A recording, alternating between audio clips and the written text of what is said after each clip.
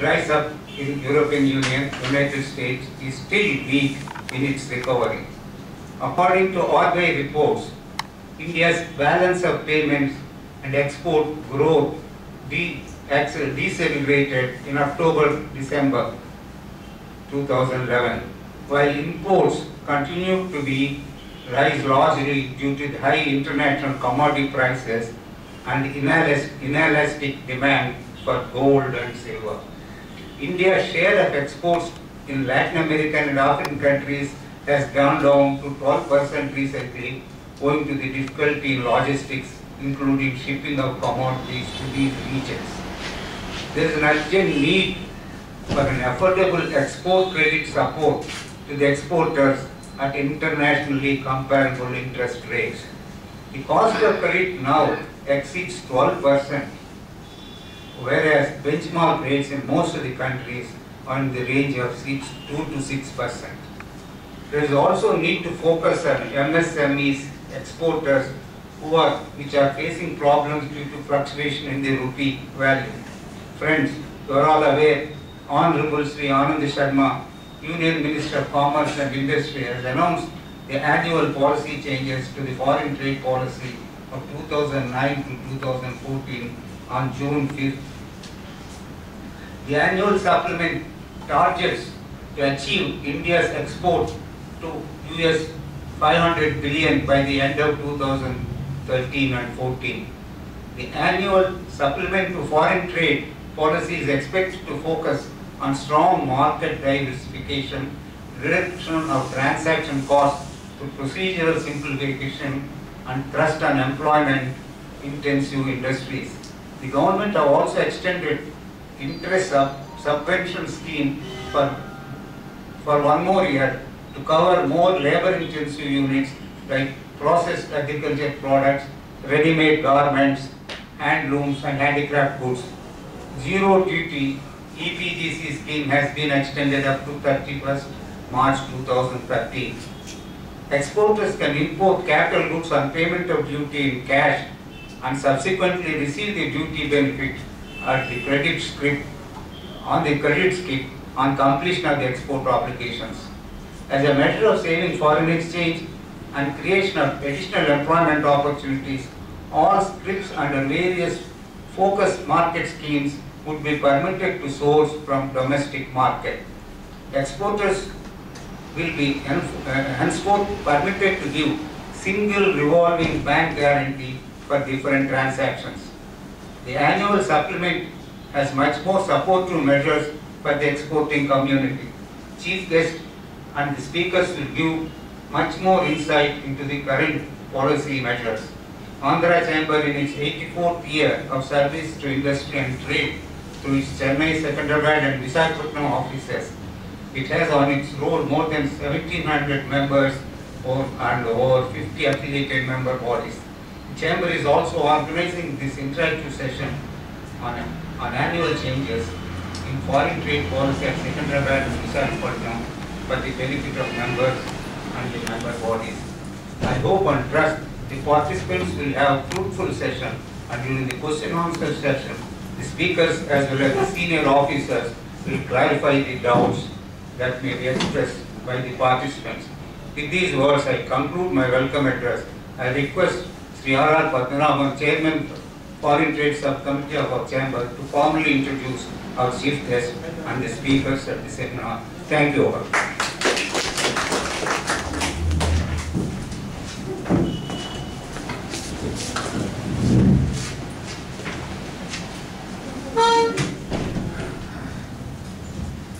Good evening, and a very, very warm welcome to you all, gentlemen. First of all, I would like to welcome Sri Anil Bamba, Additional Director General of Foreign Trade, South Zone, and Sri R. Mutturaj, Joint Director General of Foreign Trade, for having agreed to be here this evening. It is customary normally we at Andhra Chamber, whenever the foreign trade policy annual review is announced, we always request the DGF, Director of Foreign Trade, to be here with us and arrange for a face-to-face discussion with the exporters and importers. But the background with which we are meeting now is very significant. For the past, literally about 2 decades, we are used to a comfortable growth. We have seen number of cars increasing in the roads, new construction going up. All this because we have had a comfortable growth. Now, a serious question mark has arisen. It's really, a challenging situation. Not that we cannot surmount it. As in the last Sunday meeting with the FICCI chief, we are almost close to the position what we were in 1991. In all other parameters, excepting in only one, that other time when we had the problem, we had the foreign exchange reserve close to 2 weeks. This time we have 68 weeks. That's it. And with rupee hovering around 56, 57, the inflation will continue. The stagnation will also continue. We are leading to a situation of stagflation. It is self-defeating, what should I say, cyclical. At the same time, some of the problems, the problem that we have encountered, it is not totally foreign. Some of them are manufactured by us. Therefore, solutions also lie within us.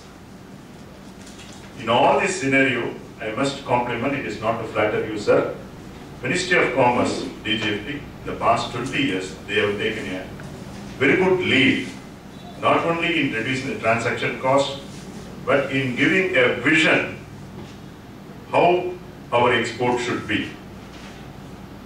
From there on, there have been a series of measures, first in reducing the transaction cost, as well as in finding out newer ways of helping the exporters to enhance their revenue. When DEPP was out, we thought the world is over. But then a new method was invented. I don't know, it's really a transition has been fantastic, smooth, and WTO compliant. For this, we must compliment the Ministry of Commerce. They deserve applause. Now, with this background, now we have the policy with us, and we have our Additional Director General of Foreign Trade and Joint Foreign Trade Director with us. I have the great pleasure of introducing them. First is Sri Anil Bamba. He is Additional Director General of Foreign Trade. He is a member of Indian Trade Service of 1986 batch and has 25 years of experience of trade and industry, particularly in foreign trade. He was involved in formulation and implementation of foreign trade policy and export promotion as Executive Director, Secretary General of various export promotion councils.